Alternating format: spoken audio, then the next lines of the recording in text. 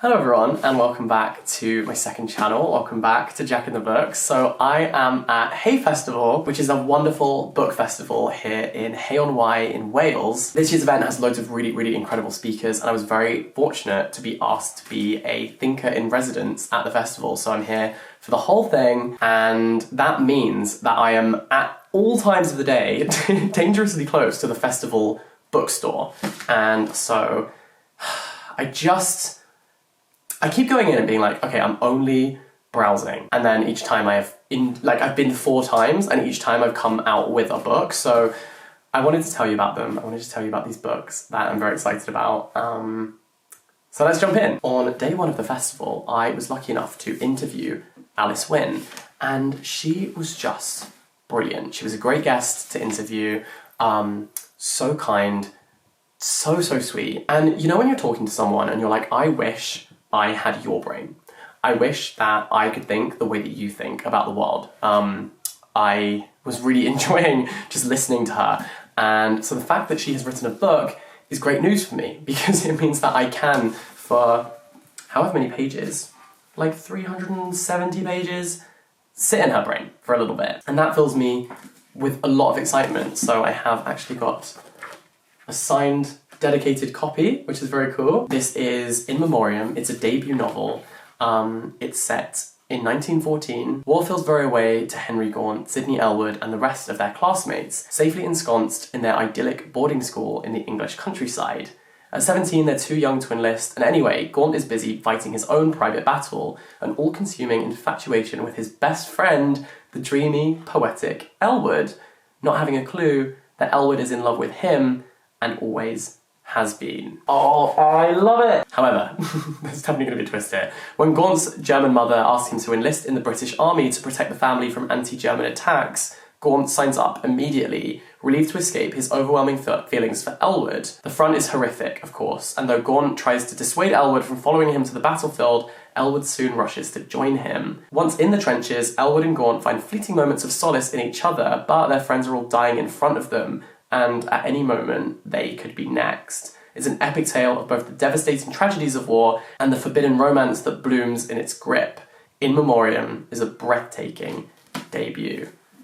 How good does that sound? Like, honestly, I will predict will be a 5-star book for me. I would honestly put money on it. It feels like it's going to be so full of yearning and heartbreak and emotion and pain and suffering. That's not funny, but I do love a book that breaks my heart. You know this, so In Memoriam is on my TBR and I'm so excited about it and buzzing that I have a signed copy now. Next we have Margaret Atwood's Old Babes in the Wood. Now I believe this is a collection of stories which explain the full warp of experience from 2 best friends disagreeing about their shared past to the right way to stop someone from choking, from a daughter determining if her mother really is a witch, to what to do with the inherited relics such as Second World War parade swords. They feature beloved cats, a confused snail, George Orwell, philosopher, astronomer, mathematicians, elderly female academics, and an alien tasked with retelling human fairy tales. At the heart of the collection is a stunning sequence that follows a married couple as they travel the road together. The moments big and small that make up a long life of love, and what comes after. The glorious range of Atwood's creativity and humanity is on full beam in these tales, which by turns delight, illuminate, and quietly devastate. Okay, listen, The Handmaid's Tale is one of my favourite books of all time. I didn't love The Testament, which was the follow-up to The Handmaid's Tale, and so I kind of need to read another Atwood book to get back on that high that The Handmaid's Tale took me on. So this I'm really excited about, and she's also speaking at the festival, so I think that will be really wonderful to get to hear her insights on this book. Next, this book. This is To Fill a Yellow House. Now, this was wonderful because I was sitting in the green room and I got chatting to someone and, you know, we're like, asked, what are you doing at the festival? And her name was Susie Annie. And she is at Hay as part of the Debut Discovery series doing a talk about this book. And I was like, okay, this book sounds good. And we were having a chat. She was telling me about the book. I was like, that sounds really up my street. This sounds like something I would really enjoy.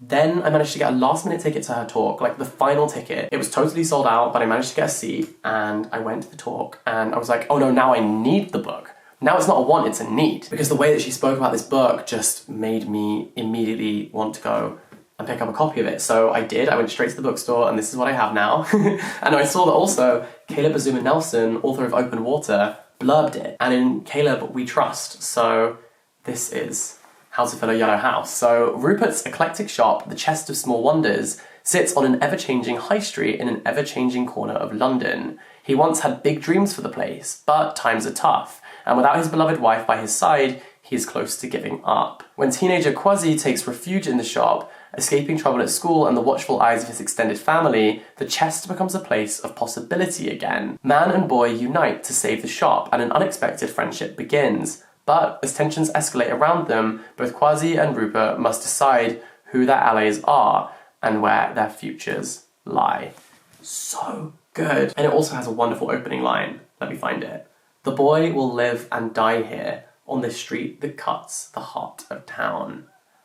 What a great opening line.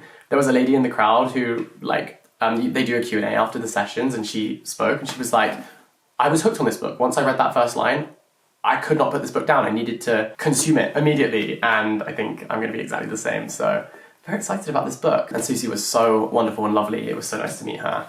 And then, of course, the final book is a book I know you guys are going to be like, Jack, read that right now. Yellowface by Rebecca F. Kuang. Now, I think Rebecca is one of the most talented people in publishing right now, one of the most exciting authors to be following right now. I've seen her talk twice, once in New York when she was speaking about Babel, and now at Hay speaking about Yellowface, and she's just incredible. This is a satirical take on the publishing industry, full of dark humor, very tongue-in-cheek. The way she talked about it was absolutely magnetic. Like, being in a room with R.F. Kuang when she's talking about her books is watching a room full of people fall in love with her mind, because she's so brilliant, totally captivating. She has you in the palm of her hand while she's speaking. She just spouts so much wisdom. Again, I would love to be in her brain. And then my camera battery died. This is becoming a bit of a recurring theme. I definitely need to fix this. You know what I'm gonna do?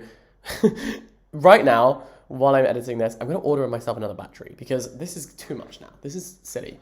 Anyways, it happened, the battery died, but I'd basically said everything that I needed to say.